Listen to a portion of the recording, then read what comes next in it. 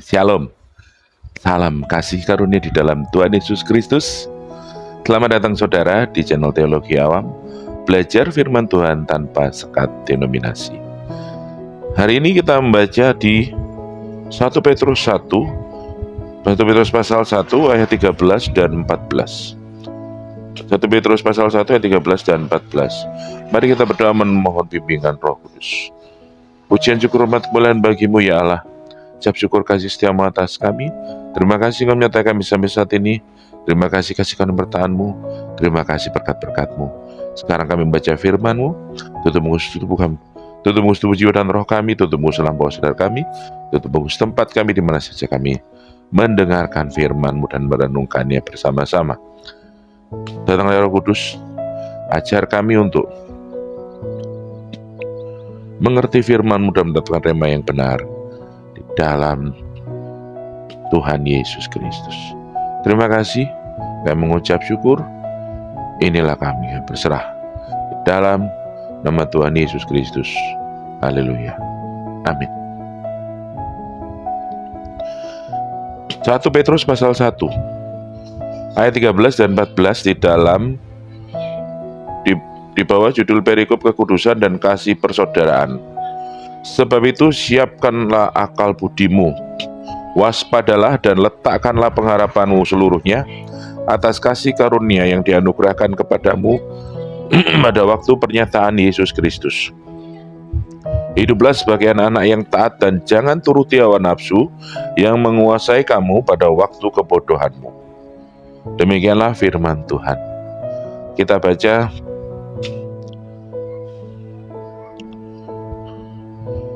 Renungan Harian.net Rabu 26 Oktober 2022.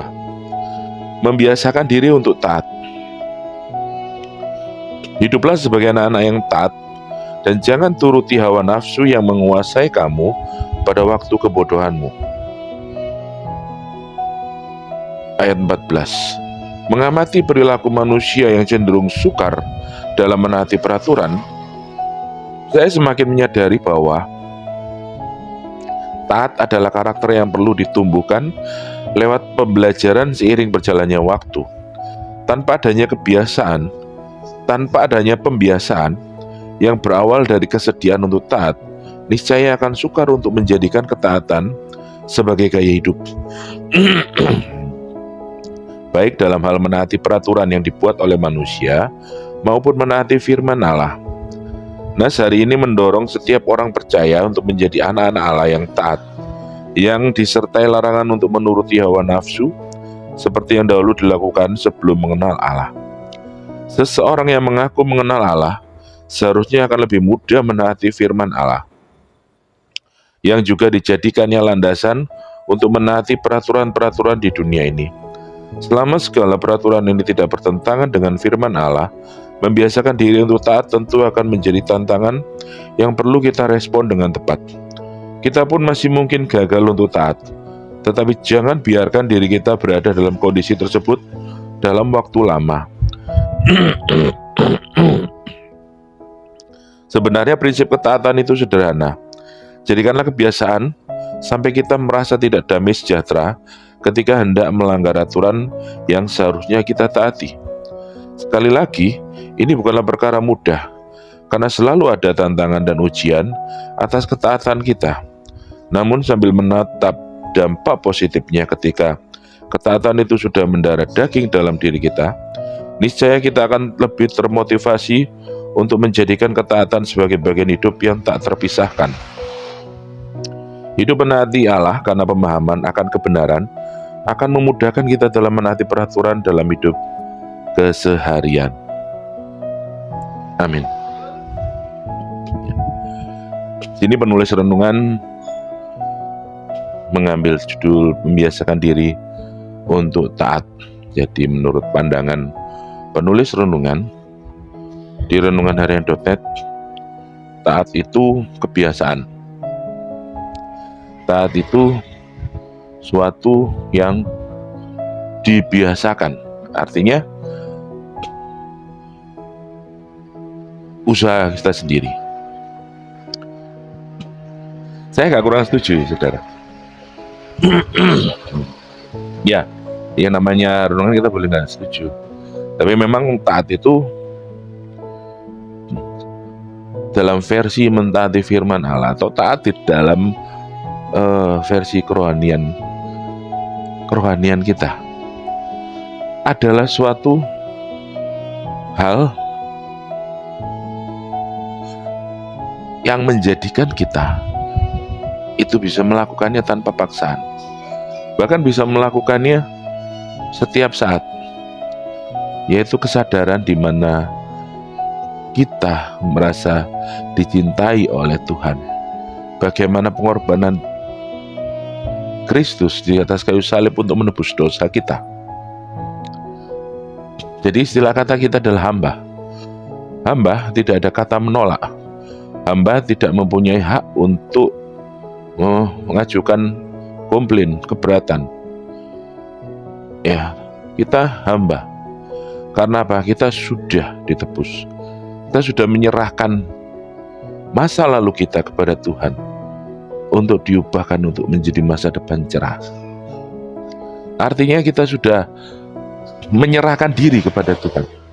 Hamba itu menyerahkan diri sepenuhnya, total itu. Sepenuhnya berserah kepada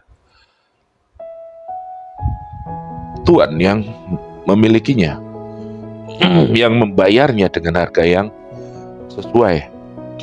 Kita sudah dibayar lunas dengan darah Kristus. Itulah sumber ketaatan kita. Pembiasaan diri membuat kita jatuh bangun. Jikalau mau taat karena kebiasaan, artinya akan menjadi sebuah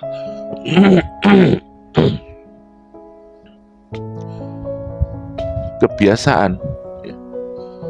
Sama kayak kita ke gereja, kita terbiasa ke gereja. Kalau nggak gereja nggak enak.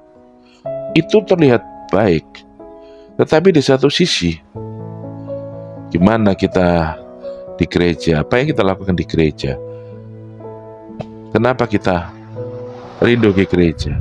Pemahaman yang benar itulah yang membuat kita taat.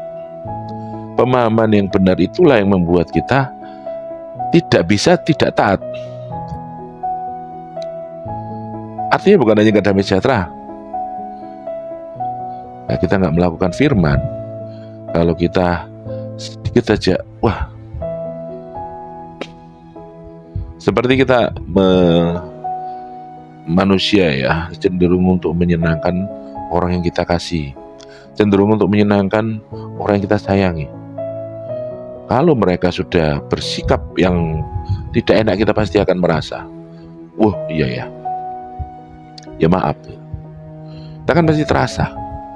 Begitu juga dengan ketaatan akan firman Tuhan. Hubungan yang benar antara kita dengan Allah melalui Tuhan Yesus Kristus yang telah membungkus kita dengan darah-Nya yang kudus, sehingga Allah melihat kita suci, sehingga Allah mau membangun hubungan kembali dengan kita. Karena Allah itu kudus dan tidak ada hal yang tidak kudus yang boleh mendekat. Karena itu Tuhan Yesus berkorban, darah-Nya yang kudus membungkus kita, sembari kita hidup di dunia ini untuk menjadi sama seperti Kristus. Baru itu adalah proses. Tapi ketaatan adalah masalah di mana kita memahami posisi kita ada di mana. Kalau kita paham bahwa kita dikasihi, kita pasti tidak akan membuat orang yang mengasihi kita itu sedih. Ya, semaksimal mungkin kita akan menurutinya. Ya, tapi manusia kan kadang-kadang bandel-bandel dikit ya. Itulah yang namanya proses. Ya. Jadi tidak dengan kebiasaan itu terlihat baik, tetapi kurang. Segala sesuatu yang kurang, ya artinya bukan kebenaran. Bukan berarti salah, tetapi tidak benar. Boleh orang sana, tetapi semua itu harus dengan pengertian yang benar. Segala perbuatan baik belum tentu benar. Segala sesuatu yang benar pasti baik. Itu yang harus kita pahami. Jadi di dalam hubungan dengan ketaatan akan Tuhan, ketaatan akan firman Allah, ketaatan akan semua perintah Tuhan, itu adalah hubungan di mana kita mengerti timbal balik, hubungan cinta kasih, hubungan hamba dan Tuhan. Kita mengerti di mana posisi kita. Kita pasti tidak akan mempunyai niatan untuk tidak taat. Ya, meskipun kita masih akan terus diproses dengan yang namanya kedagingan kita. Proses di dunia ini adalah mengalahkan kedagingan. Kita hidup selama bernapas mengalahkan kedagingan. Ya, jadi disitulah yang namanya ketaatan bisa kita raih. Kalau cuman karena kita dibiasakan, yang namanya kebiasaan itu bisa menjadi sesuatu yang malah bikin masalah. Artinya kita jadi keras kepala dengan kita nggak mau ngerti kebenaran atau apapun itu. Yang pasti saudara, ketaatan itu bukan sesuatu yang mustahil. Ketaatan itu bukan sesuatu yang susah kita lakukan. Ketaatan itu sungguh sesuatu yang mudah, asal kita mengerti dengan benar. Ya, kita contoh aja Tuhan Yesus. Tuhan Yesus itu tahu bahwa dia harus taat sampai mati di kayu salib. Dalam kondisinya sebagai 100% manusia, Tuhan Yesus juga berjuang melawan dagingnya. Tuhan Yesus juga berjuang tidak serta-merta karena dia Tuhan, titisan Allah, terus Tuhan Yesus menjadi bisa melewati semua itu. Buktinya apa? Menjelang kematian di kayu salib, beberapa saat waktu Yesus berdoa, naik untuk berdoa, yang terjadi adalah apa? Perlawanan dengan dagingnya dengan sangat kuat. Tetapi akhirnya sampai berdoa itu mengeluarkan keringat darah. Artinya apa? Kalau orang sudah berkeringat darah itu ketakutan yang ekstrim. Keringat darah itu sesuatu yang tekanan yang berat, hampir mirip dengan orang stroke. Tekanan yang terlalu tidak bisa ditahan oleh otak, akhirnya jebol pembuluh darah, memenuhi otak, jadinya stroke. Nah itu keringat sampai, berarti tekanan itu bahkan bukan hanya di, kalau orang stroke kan kepala, itu di seluruh tubuh. Tekanan yang sangat luar biasa. Tuhan Yesus berjuang untuk melawan kedagingannya, kemanusiaannya. Siapa coba yang tidak takut dan gentar, tidak merasa tertekan kalau tahu sebulan lagi, minggu depan harus mati? Kalau kita mati kecelakaan mendadak, tidak masalah, tidak setakut itu. Ya, kecelakaan mati sudah selesai. Tapi kalau kita tahu, semua kita tahu, mungkin minggu depan, bulan depan kita kecelakaan dan mati, kita akan sangat tertekan. Apalagi matinya mati disiksa. Kematian di zaman itu yang sangat kejam. Praktek Romawi, mati pelan-pelan, ya, bukan langsung mati pelan-pelan. Sangat menakutkan, saudara. Tapi Tuhan Yesus kuat. Tuhan Yesus berhasil melawan kedagingannya di dalam kemanusiaannya. Ya. Kita juga bisa. Karena Tuhan tahu bahwa dia harus melakukannya. Karena Tuhan tahu posisinya, karena Tuhan tahu kebenaran. Jika Tuhan Yesus tidak melakukan ini, seluruh dunia tidak akan selamat. Seluruh umat manusia akan jatuh ke dalam dosa. Karena kasih-Nya Allah, Tuhan Yesus tahu Allah mengasihi manusia, sehingga dia harus melawan kedagingannya, ketakutannya, keringat darah keluar, dan tetap kehendak Allah yang jadi, dan memantapkan dirinya untuk melewati segala siksaan, segala apa yang akan mendera di dalam kemanusiaannya. Karena itu saudara, jangan anggap berat ketaatan, tapi juga jangan anggap remeh ketaatan. Ketaatan itu muncul di saat kita mengerti di mana posisi kita, di saat kita yakin di mana posisi kita. Ketaatan itu seperti kita bisa tinggal di suatu rumah, di dalam keluarga kita dengan nyaman, karena kita tahu kita adalah anggota keluarga, karena kita tahu kita adalah orang-orang yang dikasihi oleh orang tua sebagai pemilik rumah itu. Dan karena kita tahu orang tua kita menyediakan tempat untuk kita, kita bisa nyaman dan menaati segala apa yang menjadi aturan orang tua kita, karena kita tahu posisi kita. Ya, itulah namanya ketaatan. Biarlah firman Tuhan dimeteraikan di dalam hati dan pikiran kita. Mari kita berdoa. Pujian syukur hormat kemuliaan bagi-Mu ya Allah. Ucap syukur kasih setiamu atas kami.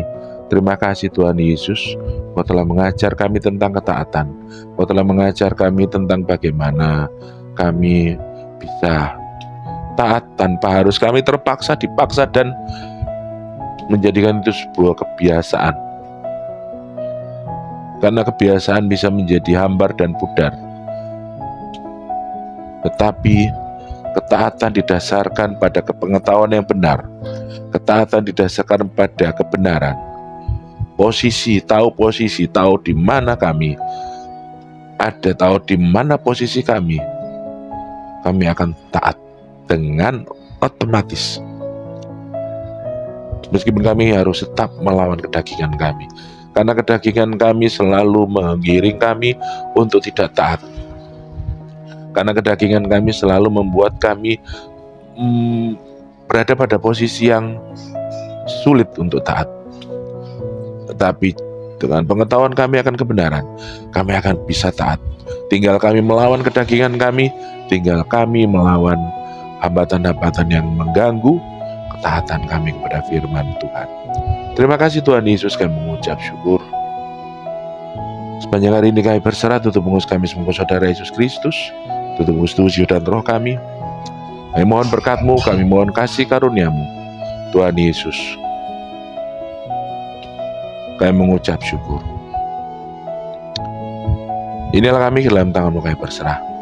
Di dalam nama Tuhan Yesus Kristus, Juru Selamat kami yang hidup. Haleluya. Amin.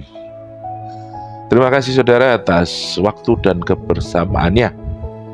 Biarlah firman Tuhan selalu menjadi panduan di dalam hidup kita sehari-hari. Sampai jumpa besok. Tuhan Yesus memberkati.